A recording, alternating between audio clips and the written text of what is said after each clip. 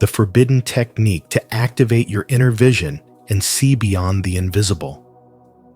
Your vision will become clear only when you can look into your own heart. These powerful words from Carl Jung remind us that true sight begins within.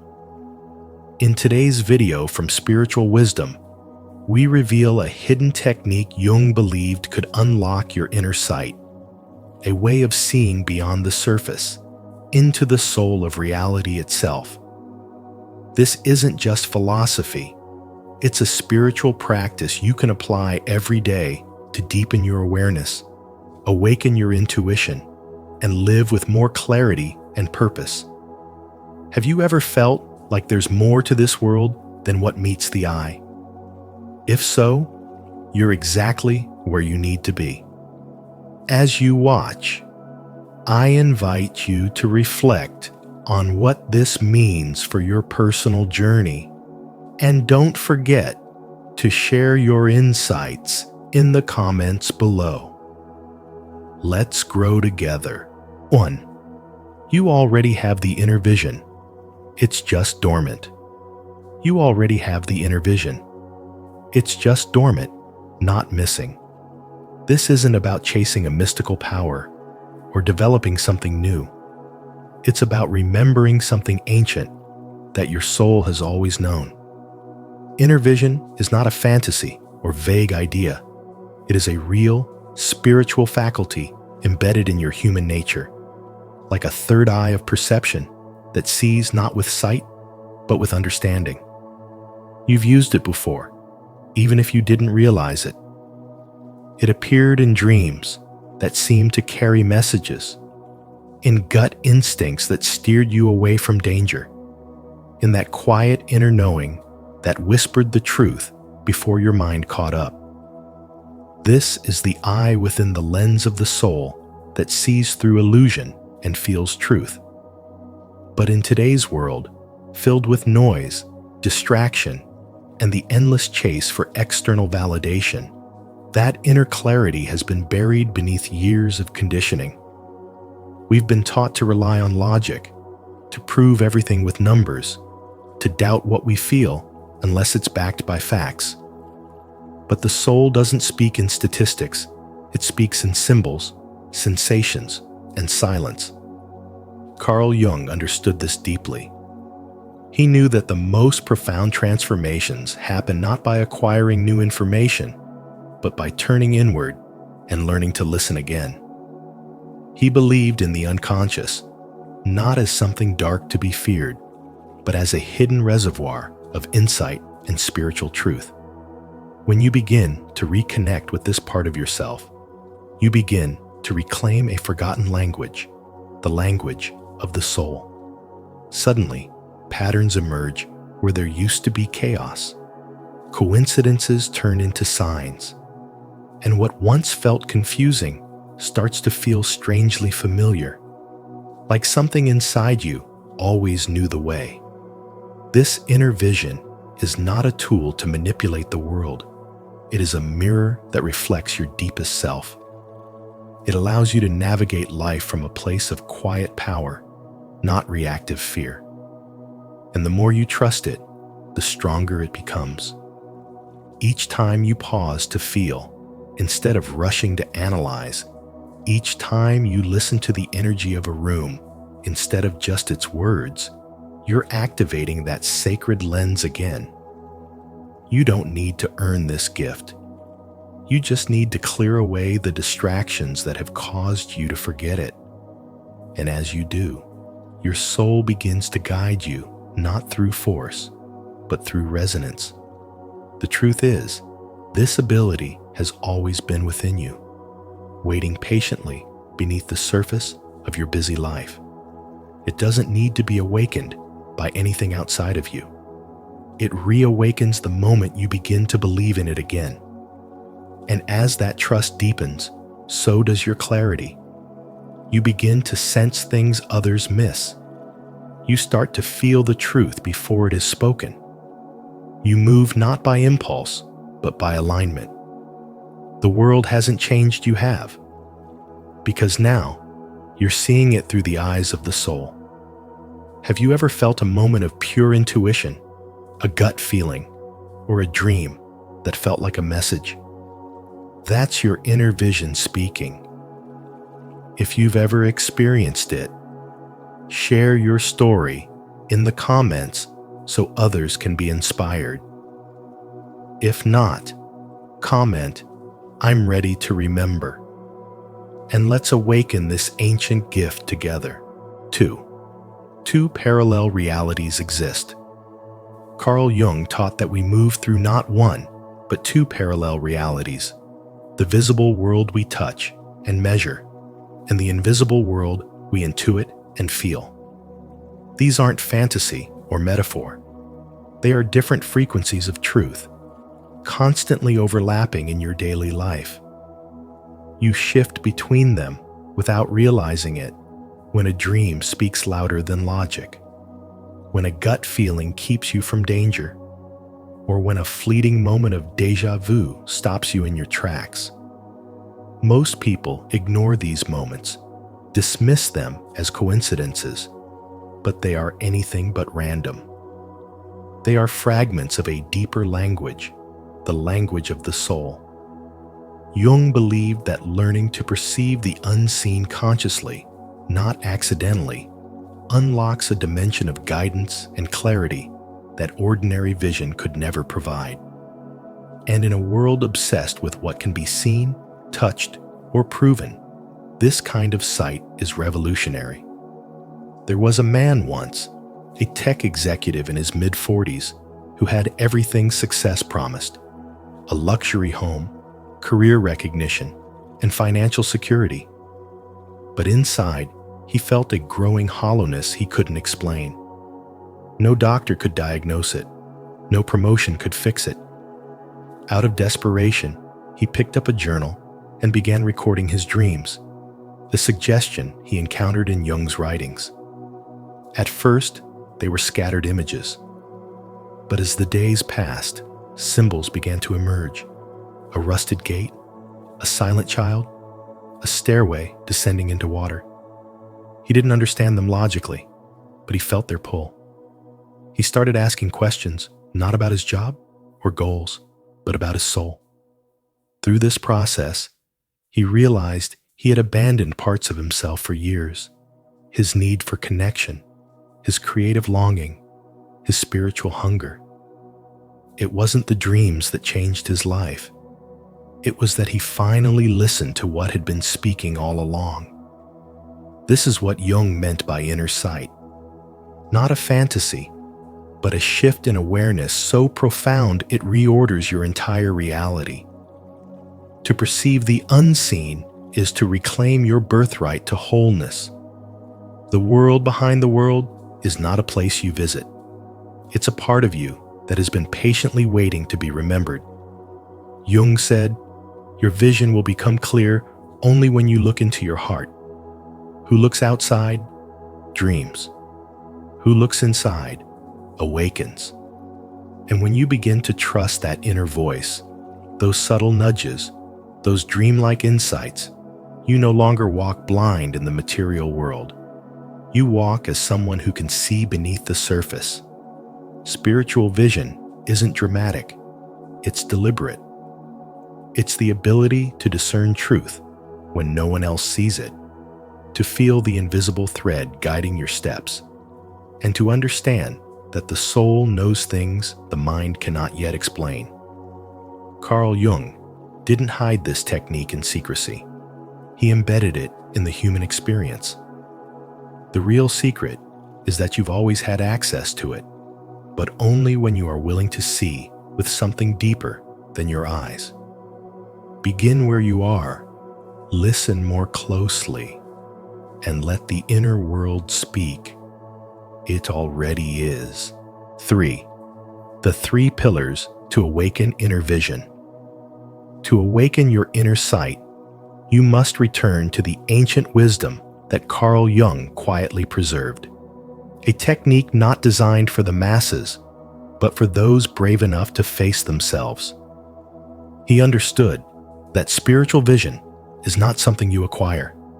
It is something you uncover when the layers of noise fear, and distraction are peeled away. The first key is conscious silence, not just quietness, but the sacred space between thoughts, where the soul whispers. In that stillness, you begin to witness the workings of your own mind without judgment.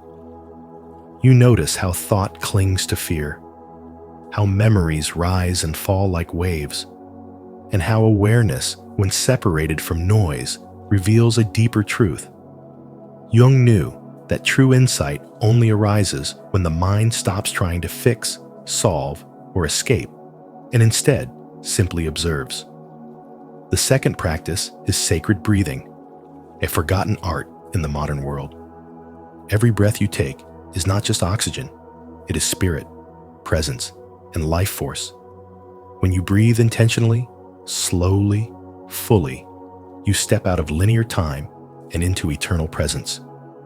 This breath becomes your anchor when emotions surge or the mind races. Spiritual traditions across the world, whether in yogic pranayama, Buddhist mindfulness, or Christian contemplative prayer, have used breath to bridge the conscious and unconscious, the earthly and the divine. Jung saw breath as the threshold between the seen and unseen, a path inward where symbols, dreams, and archetypes begin to emerge. Then comes directed focus, the most difficult and the most liberating. In a culture built on distraction, learning to focus your attention is a revolutionary act. It means choosing what you see, rather than being hijacked by what demands your attention. Directed focus turns your awareness into a spiritual spotlight, burning through illusion, conditioning, and self-deception.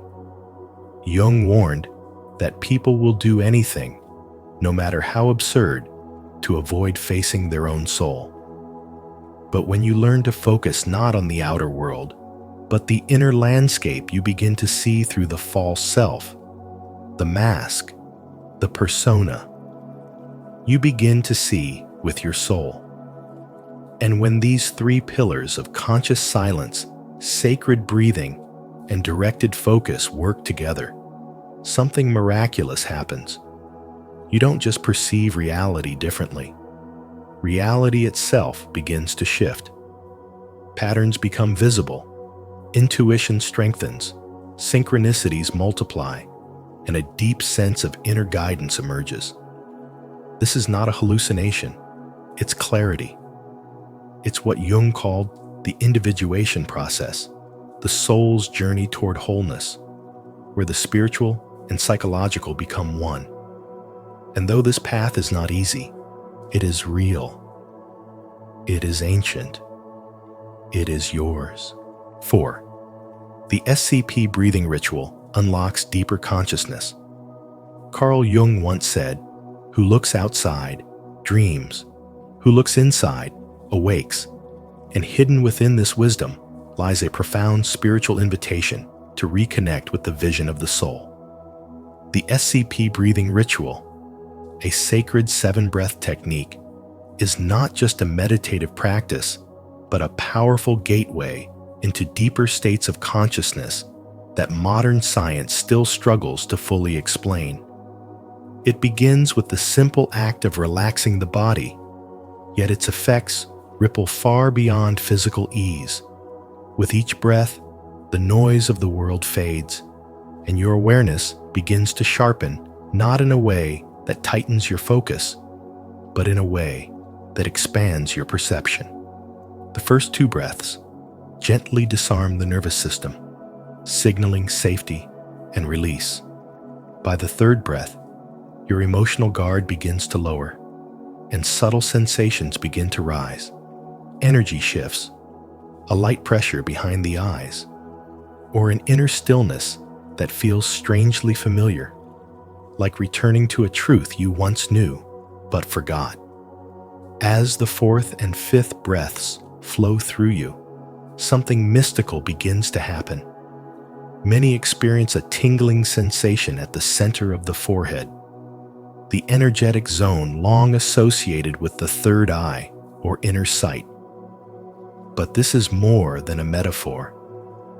This is the symbolic ignition of the soul's true perception, the moment your inner eye begins to stir and perceive not just with logic, but with intuitive clarity. In these breath-spaced seconds, you're not escaping reality, but entering into its deeper layers. You begin to sense that there is more meaning, more alignment, more presence hidden just beneath the surface of daily life. The sixth breath invites you into a state of deep receptivity, where the mind no longer needs to control and the heart becomes the guide. The soul begins to speak in feelings, images, and quiet knowings. And with the seventh breath, the veil thins. The inner and outer world meet, and you experience not an escape, but an arrival, a homecoming to yourself, where insights arise naturally and with grace. This technique holds the power to reconnect you with the source of your being. For men who have spent decades solving, fixing, planning, and performing, it is a return to pure presence.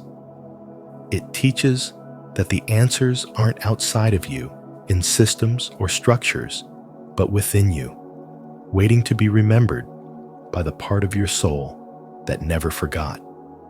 Jung understood that true transformation requires this inner awakening, a direct experience that transcends words and theories. The SCP ritual is not superstition. It is sacred science, a bridge between breath and being, between the ordinary and the extraordinary. And with each inhale, you reclaim a part of yourself that was never lost, only buried beneath the noise. The ritual reminds you that to truly see is not to stare harder at the world, but to surrender into the vision that has been looking out from within you all along. 5. The blind spot of consciousness is a gateway. Carl Jung believed that there exists a sacred threshold between waking and sleeping, a blind spot of consciousness that modern life has nearly erased.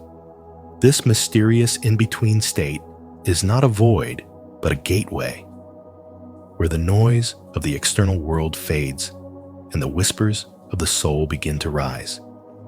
In that soft space where thoughts begin to dissolve, where the mind loosens its grip on control, your inner vision sharpens. You cannot force your way into this state. It opens only when approached with stillness and surrender. Jung understood that the unconscious speaks not through logic, but through symbols, silence, and sensations.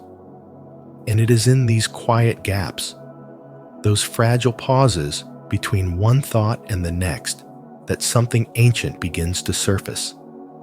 This is the place where healing begins, not by doing more, but by being fully present. When you simply observe your thoughts without reacting to them, without naming them or chasing them, you enter a sacred presence that leads beyond the intellect into spiritual awareness. In the modern world, we rarely notice these moments because we're conditioned to believe that insight only comes from thinking harder or doing more. But the most profound realizations are not found in noise. They arise in the silent transitions that we so often overlook. Consider a man in his 40s named Daniel, a father of 3 who works long hours in a stressful corporate job. For years, he battled insomnia, anxiety, and a constant feeling of being disconnected. Therapy helped, but something was missing. One evening, instead of numbing himself with late-night TV, he decided to just lie in bed with his eyes closed and watch his thoughts float by. No judgment, no resistance, just breath and awareness. At first, it felt foreign, like nothing was happening. But slowly, within those moments of still attention, a strange calm began to rise. His breath slowed, His muscles softened. And then, from the quiet, an image emerged of his childhood home, a long-forgotten memory, followed by a deep emotional release. He wasn't dreaming, and he wasn't awake. He had entered what Carl Jung described as the threshold space of the unconscious, where the soul begins to show you what the ego has hidden. This practice is not mystical nonsense. It's a return to something ancient that modern society has taught us to ignore. The blind spot of consciousness is the bridge between your rational mind and your deeper truth. You access it not through effort, but through gentle awareness. When you surrender to this space, you begin to understand why Jung emphasized the necessity of looking inward. This is where individuation begins, where the fragments of your identity start to integrate. The soul doesn't speak in noise, it speaks in silence, in images, in felt sense. And you've felt it before those moments before sleep, when a solution appears out of nowhere, or when a gut feeling tells you something your logic never could. That's the gateway. That's the sacred portal Carl Jung wanted us to reclaim. And when you honor it, when you stop forcing and start listening, something powerful happens. You begin to see not with your eyes, but with your soul. Don't forget to subscribe for more wisdom on accessing the silent spaces of consciousness where the unseen becomes clear and true inner vision begins to awaken. 6. Brain waves are the pathways to inner worlds. Your brain is not just a tool for thinking, it is a bridge, a frequency tuner, a spiritual antenna. All day long, it shifts between different states of what science calls brain waves. But Carl Jung understood something deeper. These waves are not just physical rhythms. They are access points to inner dimensions. When you're alert and focused, you're in beta. But when you're calm, creative, or slipping into sleep, your brain enters alpha and theta. And it is in these slower states where something profound begins to happen. The veil between your conscious mind and your unconscious starts to thin, and through that crack, the soul speaks. Jung once said, "Who looks outside, dreams. Who looks inside, awakes." That awakening happens when you're still enough to feel it. In the moments before sleep, in meditation, in daydreams, your intuition sharpens, synchronicities appear, visions surface. These aren't fantasies. They are glimpses into a deeper spiritual reality that's always been with you, waiting for you to slow down enough to notice. This is why people throughout history, mystics, monks, shamans, have used breathwork, chanting, stillness, and ritual, not to escape reality, but to tune their minds into these receptive states. When you're in theta, your brain moves slowly, and in that space, your inner world becomes vivid. It's where healing happens, where repressed memories rise, where you remember truths you've long forgotten. And when you stay in that state long enough, you don't just see visions, you begin to understand your life differently. You see patterns instead of problems. You feel energy instead of confusion. You trust your gut because your soul has become louder than your fear. This isn't just spiritual theory. Neuroscience now confirms what ancient teachers and Jung always knew. The mind, when trained and calmed, unlocks pathways into a greater intelligence. These brain waves are not accidents. They are invitations. You've already felt it, those moments when time slowed, when your heart whispered something true, when the outside world faded and your inner world lit up. That was the door. And the more you learn to ride those waves, not fight them, the more often that door opens. Meditation, breath work, intentional rest, visualization, All of these help you stabilize in that state. And once you do, your perception begins to shift. You become more awake in your sleep, more lucid in your day, more centered in your chaos. The outer world won't always change, but the way you see it will. You won't just react to life, you'll begin to read it like a sacred text. That is the power of brainwaves when you understand them not just as biology, but as spiritual keys. The technique Jung hinted at was never complicated. It was simply forgotten. But now you remember, and now you see. 7. You must face the 4 inner guardians. Doubt is the first threshold guardian that rises when the soul begins to awaken an echo in the mind that questions not only the path you're on, but whether the path even exists at all. It whispers with surgical precision, challenging your beliefs, your intentions, and even your right to pursue deeper truth. But doubt is not here to destroy your journey. It's here to purify it. It asks whether you are seeking truth for the sake of power or for the sake of transformation. If you cannot face your doubt and move through it with clarity and humility, it will turn your spiritual quest into an intellectual game. But if you allow doubt to refine your inner compass, it sharpens your discernment and makes your soul less susceptible to illusion. And once you've crossed that line, fear steps forward, not just fear of failure, but fear of dissolution, the kind that haunts men who sense their identity unraveling.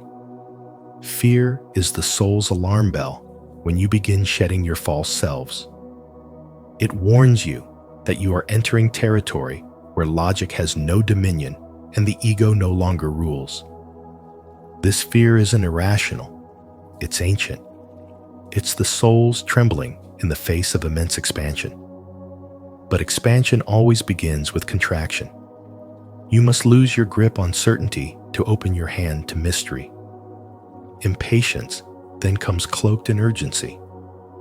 It is the hunger to arrive before the journey has done its work. It pushes you to demand results from processes that were never meant to be rushed. The modern mind is conditioned to expect spiritual experiences like fast food, quick, cheap, and instantly gratifying. But the soul does not bloom on demand. Its wisdom is slow-cooked in silence, time, and surrender. Impatience will cause you to mistake early insights for full awakenings, temporary calm for lasting peace. But when you breathe through it, you begin to realize that spiritual maturity is not a destination, it's a rhythm. One that honors pauses, setbacks, and stillness as much as breakthroughs. And then, when you've made progress, when visions emerge and intuition deepens, you meet the final guardian spiritual ego. It arrives not as a warning, but as a reward, telling you that you've ascended, that you've seen more than others, that your awakening makes you chosen. And in that moment, you risk falling further than you ever did at the beginning. Because the soul doesn't awaken to be admired, it awakens to serve. The deeper you see, the more invisible you must become. The higher you climb, the more rooted you must stay. Spiritual ego turns sacred vision into performance and turns you from a vessel into a performer. If you don't see this trap, you'll confuse elevation with enlightenment. These 4 guardians, doubt, fear, impatience, and ego, are not your enemies. They are sacred filters through which only the sincere can pass. They test your readiness to truly see, not with the eyes in your head, but with the eyes of the soul. Each one strips you of what is false so that only the essence remains. Your soul's vision is not something you acquire. It is something you remember once the noise has been cleared. Jung understood this. That's why he buried this technique within the fabric of his teachings, revealing it only to those ready to hear without their ears and see without their eyes. Because true spiritual sight doesn't just reveal the world, it transforms the man who sees it. As you confront these four inner guardians, remember they are not here to block you, but to refine you. Your willingness to meet doubt, fear, impatience, and ego with courage is what sets you apart. If you've recognized even one of these within yourself, comment, "I am ready to face my inner guardians," as a sign of your readiness. Your journey through spiritual awakening is unfolding, and this step marks your deeper commitment. Let's keep walking together. 8. Awakening happens in layers and can't be forced. The moment of awakening, as Carl Jung understood, is never loud or theatrical. It's quiet, intimate, and profoundly personal. It rarely arrives all at once, but instead reveals itself in layers, each one peeling back another illusion you once believed was part of you. You may feel a sudden shift in the world, appearing more colorful, time-slowing, or a deep knowing that bypasses logic. But these moments are not the full picture. They're invitations. And these invitations cannot be forced open through effort or desperation. Jung once wrote, "We cannot change anything unless we accept it." This is the heart of spiritual awakening. Surrender, not struggle. The more you try to demand clarity, the more it eludes you. Because awakening comes not when you chase it, but when you become quiet enough to receive it. Think of it like a fog lifting from your inner world, not all at once, but gradually, as your soul allows more light to seep in. Each layer you shed, whether it's fear, ego, or the need for control, brings you closer to your essence. In a culture obsessed with speed and visible transformation, this kind of inner journey might seem slow or uneventful, but it's the most powerful change you will ever undergo. It's not about learning something new. It's about remembering what was buried beneath the noise. The spiritual path is not linear. You don't get from point A to point B in a straight line. Some days, you'll feel awake and wise. Other days, you'll feel lost again. That's part of the spiral.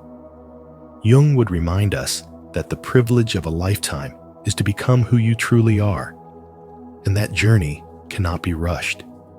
There's a man in his mid-40s who spent years chasing enlightenment, meditating in temples, reading sacred texts, trying every breathwork and ritual he could find.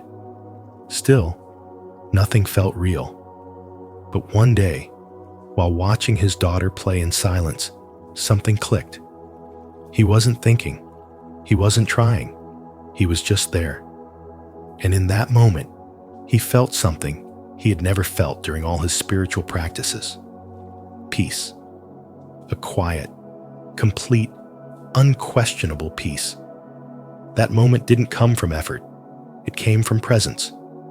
Carl Jung would call this a return to the self, the soul's remembrance of its own truth, untainted by the projections of the world. The soul does not respond to force. It opens through invitation, through trust, through time. Like a flower blooming at dawn, it cannot be hurried, only witnessed. Every time you let go of the need to control the process, you align more deeply with your essence. And when you finally stop chasing awakening as a goal, it reveals itself as your natural state. Carl Jung didn't give us a map. He gave us a mirror. And in that mirror, we see not who we were told to be, but who we have always been. So let every silence teach you. Let every layer you release bring you home. Let your soul unfold, not because you force it, but because you finally allow it. 9. Integration is the real mastery. After awakening, the illusion that you've reached the summit is seductive, but the real journey begins when you try to live your life from that new awareness. Carl Jung made it clear. True spiritual growth is not about escaping into visions or dwelling in the abstract.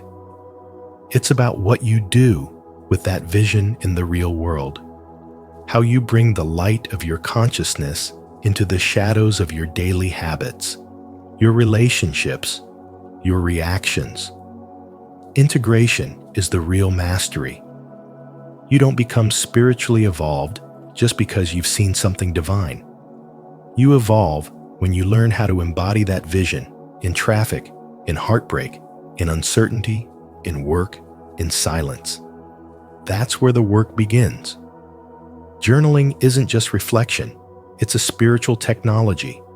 It helps you slow down the noise of the ego, make sense of emotions, and track the way your inner world responds to the outer. It turns chaos into clarity. It turns intuition into insight. You begin to notice the rhythms of your soul, speaking louder than the world's noise. Emotional balance becomes sacred, because once your inner sight is open, you start to feel everything. Energies in the room, subtle tension in people's voices, the emotional undercurrent behind their words. You no longer get to numb yourself to protect your comfort. Instead, you're invited to develop spiritual resilience, the ability to stay open without losing yourself. And this is where protecting your energy becomes non-negotiable. It's not about cutting people off in ego. It's about honoring the new frequency you now live in. You can't carry old dynamics into a new dimension of self.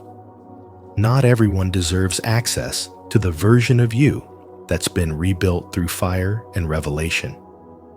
Grounding becomes your compass.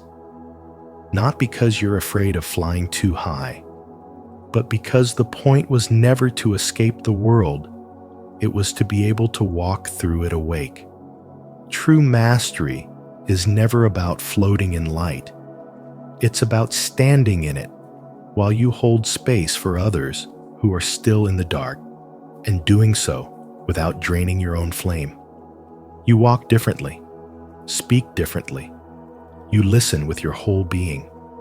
You see through the lens of the soul. And yet, you still show up fully human, paying bills, raising kids, feeling grief, choosing love. That's the paradox of integration. You are both the witness and the participant, the healer and the hurting, the light and the lamp. You don't abandon your humanity, you become its guardian. The measure of your spiritual growth is not how high you ascend, but how deeply you root your soul into the messiness of life and still radiate presence. You're not here to transcend, you're here to transmute. And in doing so, your life becomes the invisible teaching that touches others without a word. To affirm your commitment to living your awakening, not just seeing it declare your intention. Comment below. I integrate with presence to honor your journey and inspire others to bring spiritual wisdom into everyday life. Thank you for joining us on this eye-opening journey into the depths of Carl Jung's hidden technique to awaken your inner sight. Whether you're just beginning your spiritual path or deep into the process of self-discovery, remember what you seek is already within you, waiting patiently to be seen.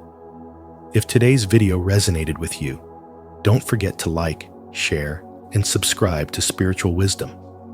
And be sure to turn on the notification bell so you never miss the next revelation we share. Until next time, stay awake, stay curious, and trust the wisdom of your soul. Why people hate you, even when you're kind to them. No good deed goes unpunished. This old saying might feel painfully true if you've ever offered kindness only to be met with coldness, jealousy, or even hatred. But why does this happen? Carl Jung, the father of analytical psychology, believed that acts of kindness can unconsciously awaken the hidden insecurities and shadows in others. In today's video on spiritual wisdom, we'll explore the deeper psychology behind why your light might trigger someone else's darkness. If you've ever been confused or hurt by someone's negative response to your goodness, you're not alone, and this insight may just change the way you see human behavior. What's your experience with this hidden dynamic? Comment below. I'd love to hear your story. And don't forget to like, share, and subscribe for more soul-deep insights like this one. 1. Kindness triggers the shadow. According to Carl Jung, your kindness is not always seen as a virtue. It is often perceived as a threat. This is because your light exposes what others are trying to keep hidden. When you offer compassion, sincerity, or humility, it forces people to see their own lack of it. You don't hurt them by what you do. You disturb them by what you represent. You become a living reflection of what they've abandoned in themselves: integrity, vulnerability, soulfulness. And rather than take the opportunity to grow, they project their discomfort onto you. Their hatred is not a response to your actions. It's a defense against their own unresolved shadow. When you show up in truth, you activate the guilt, envy, or insecurity they've spent years suppressing. Your presence alone becomes a confrontation. It says, look at what you've forgotten, what you've ignored, what you're afraid to heal. Most people aren't ready for that message, so instead of thanking you, they resent you. The man who carries genuine kindness has often walked through fire. He has suffered, lost, forgiven, and evolved not into a perfect being, but into someone deeply real. He no longer wears masks. His soul is not built on approval, but on awareness. And this makes him magnetic and threatening all at once. In a world addicted to surface appearances, a kind man who speaks without manipulation, who helps without expectation, who listens without ego, disrupts the game. His energy cannot be controlled, and so the insecure label it as too much or fake because it doesn't match their emotional code. They mistake depth for weakness and mistake silence for submission. But what they fail to understand is that his calm is born from having already faced his inner chaos. And because he has nothing to hide, his very being challenges those who do. Your kindness becomes a test, not for you, but for those around you. It exposes who is ready for soul-level connection and who still hides behind fear. It shows who can meet you in truth and who will try to cut you down to avoid seeing themselves. When people recoil from your warmth, it's not because you're too much. It's because they feel too little beside you. And rather than do the work to rise, they'd rather watch you fall. But the soul who has faced himself knows better. He understands that hatred, when triggered by goodness, is simply pain with no name. And instead of retaliating, he detaches. He remains kind, not because they deserve it, but because that's who he is. The lighthouse does not apologize for shining. It just continues to stand. Firm, silent, true. And so, the next time someone reacts negatively to your kindness, don't question your light. Recognize the reflection. Understand the discomfort. And walk away with grace, knowing that you were never the cause, you were only the mirror. If you've ever felt misunderstood or rejected simply for being kind, you're not alone. Share your experience in the comments below so others can learn from your journey. And if this message resonates with you, type, "I choose to stay kind, even in the face of shadow," to affirm your spiritual strength. Let's grow through this together. 2. People project their inner wounds onto you. Carl Jung's concept of projection explains something most people never realize about human behavior, especially when it comes to kindness. When someone accuses you of being fake, manipulative, or too sensitive, they're often not reacting to you at all. They're reacting to the parts of themselves they can't bear to acknowledge. Your emotional honesty, your calm strength, your willingness to lead with heart, all of that threatens the false self they've carefully built to survive. You become a mirror, and what they see in that reflection isn't your soul, it's their shadow.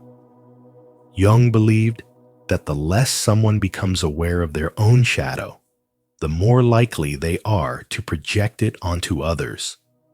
And this is why your presence can trigger hatred in people who haven't done the work to integrate their own inner wounds. Your light disrupts their illusion, and instead of thanking you for the mirror, they try to smash it. There was a man who worked in healthcare, known for his deep empathy and quiet acts of compassion. One evening, after staying late to support a grieving family, a colleague snapped at him, accusing him of being a show-off. But the truth was, his kindness had simply exposed her own absence of empathy. She wasn't angry at him. She was ashamed of the parts of herself that his actions highlighted. This is how projection works in daily life. The moment you embody what others are running from, they'll turn you into the enemy in their inner war. Your integrity threatens their defense mechanisms. Your emotional intelligence reminds them of what they've repressed. Your soul challenges their ego's fragile stability. And instead of facing the discomfort honestly, they attack the source of it, you. Jung once said, "Everything that irritates us about others can lead us to an understanding of ourselves." But what he left unsaid is that when you live with emotional clarity and spiritual sincerity, you become the trigger for that understanding in others, whether they're ready for it or not. And most aren't. People who have buried their own shame, weakness, or unmet needs can't stand to be around someone who has learned to embrace those same things with grace. So they call you weak. But what they mean is, "You remind me of my own suppressed pain." They call you fake, but what they mean is, "I've been performing for so long, I don't recognize authenticity anymore." They call you manipulative, but what they mean is, "I can't accept that someone would give without a hidden motive because I always have one." The truth is, your kindness doesn't make you a target because it's flawed. It makes you a target because it's rare. And rarity threatens the systems people build around their unhealed wounds. Your soul, just by being present, becomes a quiet force of disruption. And not everyone welcomes disruption. But don't let that stop you. Because their reaction isn't proof that you're too much. It's proof that they haven't yet learned how to hold what you bring. Stay true to your essence, no matter how many people misunderstand it. The projection isn't your burden to carry. It's their invitation to heal. If you've ever felt misunderstood or unfairly judged, this message is for you. Comment below, "I choose to see clearly, not project," if you're ready to break the cycle and stand in your emotional truth. 3. Performative kindness backfires. When your kindness is rooted in a desire to be liked, validated, or seen as good, it stops being true kindness and it becomes a performance. Carl Jung called this the helper's neurosis, a spiritual dysfunction where you unconsciously use kindness to control how others perceive you. And the moment your actions carry hidden motives, people feel it. Even if they can't explain why, something inside them recoils. They sense that your kindness isn't entirely pure. It's not love for love's sake, it's strategy. And what you think will earn you appreciation or connection ends up triggering resistance, even hatred, because people can feel when they're being emotionally managed, even through something as noble sounding as generosity. Jung's spiritual insight was that what remains unconscious will rule your life and sabotage your intentions. You may think you're being helpful, but deep inside, you're playing a role that demands gratitude, recognition, or moral superiority in return. True kindness is spiritual, not performative. It doesn't calculate. It doesn't keep score. It doesn't offer a hand with one eye on the reward.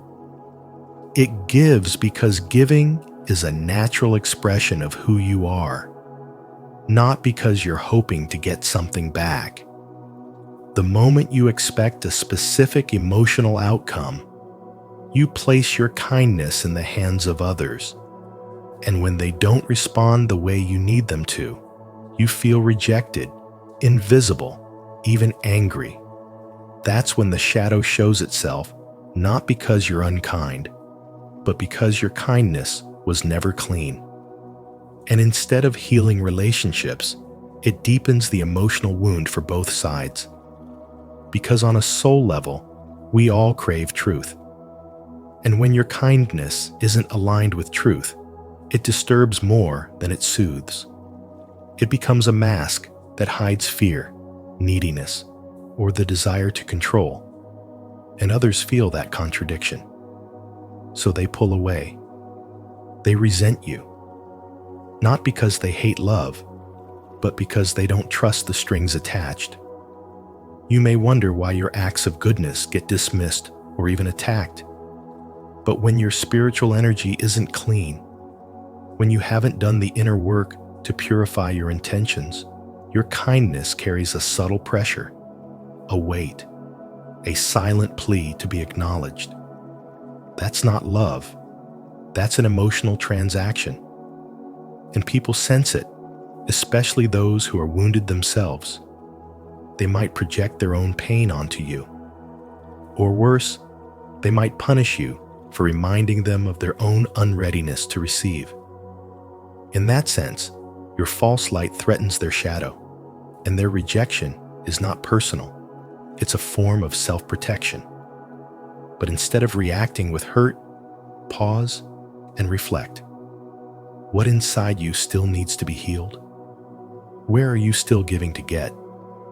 Because the soul doesn't grow by avoiding these questions, it grows by confronting them. Kindness, when authentic, is a spiritual act of liberation. It sets both the giver and the receiver free. But kindness laced with need is a spiritual leash, silently pulling others toward the version of them you want them to be. So if you truly want to love, let go of needing to be seen as loving. If you want to help, release the urge to be seen as helpful. And if you want your kindness to be trusted, strip it of expectation. What's left is real, and that's the only thing that touches the soul. If this message made you reflect on the real motives behind kindness, don't forget to like, subscribe, and share your thoughts in the comments below. Let's keep uncovering the deeper truths of the human psyche together. 4. True kindness requires boundaries. Kindness without boundaries is not virtue. It's slow spiritual erosion. When you give and give without self-protection, you don't appear strong. You appear available for exploitation. Carl Jung made it clear. True kindness must come from a place of inner strength and deep self-awareness, not a desperate need to be accepted or liked. The moment your soul starts bending just to keep the peace, you are no longer being kind. You are betraying yourself. And over time, this quiet self-betrayal transforms into resentment, exhaustion, and confusion about why the people you help the most are often the ones who hurt you the deepest. That's because unchecked kindness invites projection. People don't just see you. They project their unresolved shame, envy, or insecurity onto you. Your calm energy becomes a mirror to their inner chaos. Your compassion reminds them of their lack. Your generosity irritates what they have repressed. And instead of gratitude, what you often get is hostility or passive aggression, not because of who you are, but because of what you reflect. Boundaries are not walls to push people away. They are sacred doors that protect the sanctity of your soul. When you operate without them, your kindness gets hijacked by guilt, fear, and emotional survival patterns. You become the man who always fixes, always listens, always sacrifices, but no one notices when your cup is empty.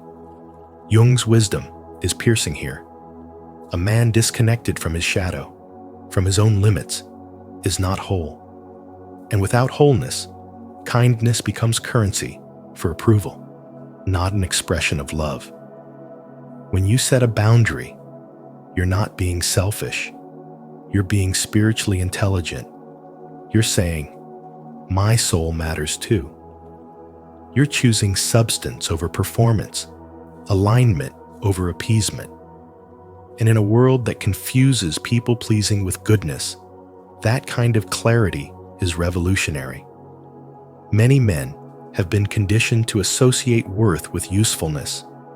We are taught to provide, protect, solve. But if we are constantly pouring into others without honoring our own emotional thresholds, we become shells externally functional, but internally fading. Real strength is knowing where you end and another begins. Real maturity is saying no when your soul whispers that you're being drained. True kindness is rooted in sovereignty, not sacrifice. It flows not from weakness, but from a deep well of self-respect. And only from that place can love become sustainable, where giving no longer means losing yourself, and helping no longer feels like bleeding. So the next time you feel guilty for pulling back, for saying no, or for not showing up in a way that depletes you, remember this. Kindness without boundaries is self-abandonment dressed as virtue. Your soul was not designed to be a landfill for other people's emotional garbage. It was designed to shine, to serve, to love, but only when anchored in truth. Jung didn't just teach psychology. He taught men how to reclaim their soul. Boundaries are not rejection. They are remembrance. Remembrance of who you are, what you value, and how sacred your energy truly is. Do you believe that true kindness includes protecting your peace? If so, declare it in the comments. My kindness has boundaries, and I honor my soul. 5. Kindness disrupts social and group dynamics. Your kindness doesn't just soften the air in a room, it unsettles it. In a world where power is performed through control, sarcasm, and emotional detachment, someone who chooses warmth and authenticity becomes a silent disruptor. You're not disrupting through noise, but through presence. As Carl Jung taught, the brighter the light, the darker the shadow. and your light threatens what others have buried. Your compassion is not just an act, it's a frequency. It vibrates higher than the social masks people wear to survive. When you show up without pretense, without cruelty, without needing to dominate, you awaken something that the ego has worked hard to suppress. Vulnerability, conscience, truth. This is why people who've abandoned their soul's softness often project their unresolved shame onto you. Not because you've done harm, but because your spiritual presence reminds them that they once believed in gentleness too, before they traded it for social survival. In many environments, whether at work, within families, or among friends, there is an invisible code. Play the game. Don't care too much. Be clever. Stay distant. When you break that code simply by being real, you become the outsider. Not because you're broken, but because you won't participate in collective denial. You've become the mirror. And just like James, a man whose quiet integrity disrupted his entire corporate office, your presence becomes the evidence that goodness still exists and that threatens those who have built identities on manipulation and performance. They may call you naive, too soft, or unrealistic, but these are just masks for their discomfort. Carl Jung explained that the individual who integrates their light and shadow walks a path of wholeness. But most people run from that integration, preferring the numb safety of their conditioned selves. So when someone like you enters the picture, whole and sincere, they feel unsafe not because you harm them, but because you reveal what they've lost touch with inside themselves. Your soul doesn't just operate on kindness, it emits spiritual pressure. And that pressure exposes the emotional fractures in others. It's not your job to fix them, and it's not your responsibility to shrink. The group may turn on you because, unconsciously, they feel judged by your mere existence. But this isn't personal, it's archetypal. You're not just being rejected by people, you're being rejected by a collective shadow that can't yet hold the weight of your spiritual clarity. And that's why you must protect your light without apology. Carl Jung reminds us that kindness isn't weakness, it's sacred rebellion. So when your compassion is met with contempt, don't retreat. That reaction is proof that your frequency is doing what it's meant to do. Awaken. Not everyone will thank you for that, but the few who are ready will never forget the soul who reminded them that softness is strength, and that the most powerful presence in the room is not the loudest, but the most spiritually awake. Are you ready to stand firm in your light, even when it challenges the world around you? If so, comment below. I choose authenticity to show your commitment to disrupting the system with truth and compassion. 6. Emotionally unhealed people sabotage their own healing. Some people are not afraid of pain, they're afraid of healing.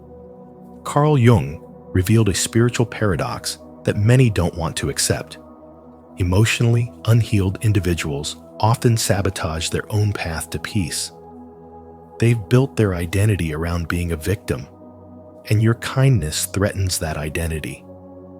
It suggests that change is possible, that healing is within reach, and that terrifies them. So instead of embracing your compassion, they reject it, often with hostility or coldness, not because your kindness is wrong, but because it exposes the lie they've been telling themselves that they're broken beyond repair. For someone who has lived in the comfort of their wounds, healing feels like death to the self they've known. Jung called this a form of unconscious self-sabotage, a defense mechanism of the ego designed to preserve familiar suffering, even when it's destroying them. Your kindness holds up a mirror, reflecting the possibility of wholeness, and that can feel unbearable for someone who isn't ready to let go of their pain. They may accuse you of arrogance, insincerity, or naivety, but beneath it all, they're battling their own soul's cry for transformation. This is why spiritual people often find themselves misunderstood or resented. Your presence carries light, and that light disturbs the shadows others have grown used to. Your compassion activates their shame. Your gentleness reminds them of everything they've hardened themselves against. And while it may seem personal, it rarely is. As Jung said, people will do anything, no matter how absurd, to avoid facing their own souls. They project their resistance onto you, not because you are wrong, but because your love challenges their limits. Their rejection is not an attack on your worth. It's a defense of their pain. That's why even the most genuine acts of kindness can trigger rage in someone who hasn't made peace with their past. They don't want healing.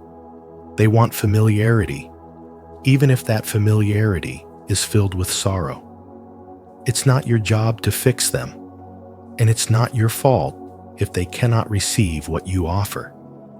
Your spiritual energy may be exactly what their soul needs, but that doesn't mean they're ready for it.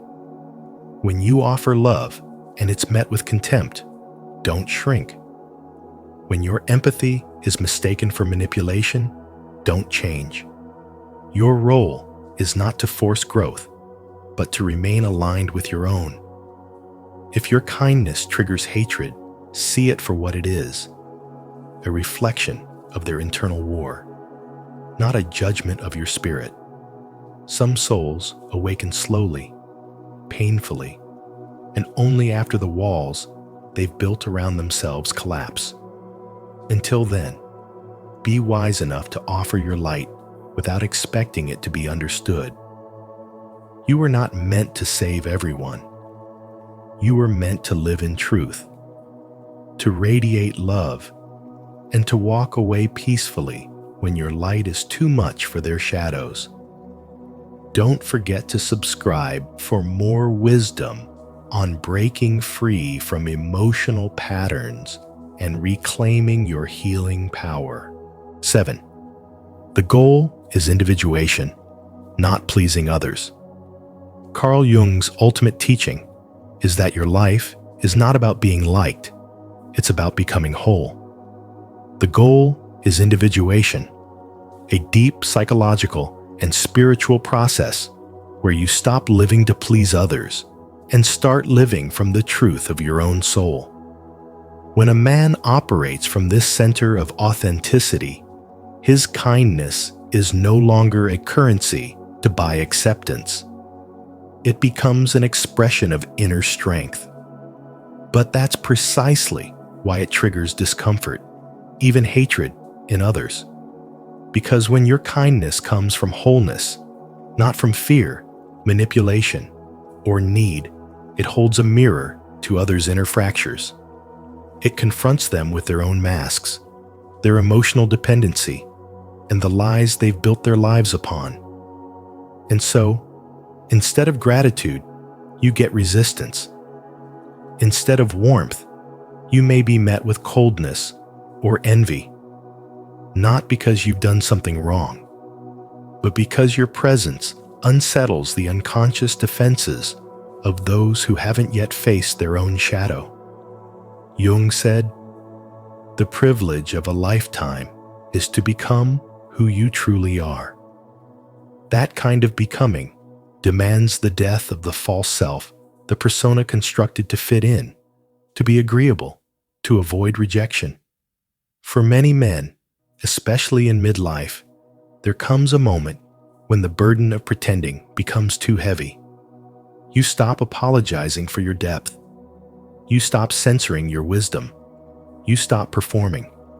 And when you do, something remarkable happens. You step into your own psychological sovereignty.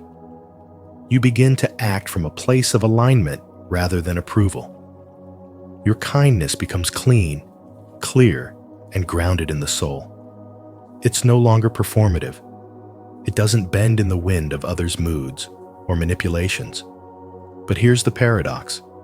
The purer your kindness becomes, the more it exposes the impurity in others. Your integrity threatens their illusion. Your calm unsettles their chaos. Your light forces them to confront the parts of themselves they've buried.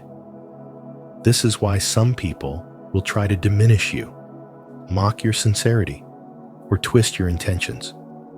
They are not reacting to you. They're reacting to what you represent. You represent what they've abandoned: truth, authenticity, spiritual depth, and emotional maturity. When your soul shines, it reveals where others are still hiding. And the more awakened you become, the more polarizing your presence will feel. You're no longer digestible to the crowd. You don't belong to the performance. You've become whole. You've become untouchable, not in arrogance, but in essence. Because no one can manipulate a man who is no longer afraid of being misunderstood. No one can weaponize guilt or shame against a man who has made peace with his past. And no one can seduce a man who is already anchored in the love of his own soul. That is the hidden power behind your kindness, and that is why it triggers hatred. Not because you're weak, but because you are free. If this message resonated with your soul, affirm your journey by commenting, "I choose authenticity over approval. I am becoming who I was meant to be." Thank you for joining us today on Spiritual Wisdom. The truth is, your kindness holds a mirror to others, and not everyone is ready to face what they see. Carl Jung reminded us that the light often exposes the shadow, and that's why your gentle spirit might provoke unexpected resistance. But don't let that dim your light. Keep growing, keep giving, and protect your peace. If this message resonated with you, don't forget to like this video, share it with someone who needs to hear it, and subscribe to Spiritual Wisdom. Make sure to turn on the notification bell so you never miss our next deep dive into the soul's journey. Until next time, stay wise and stay kind.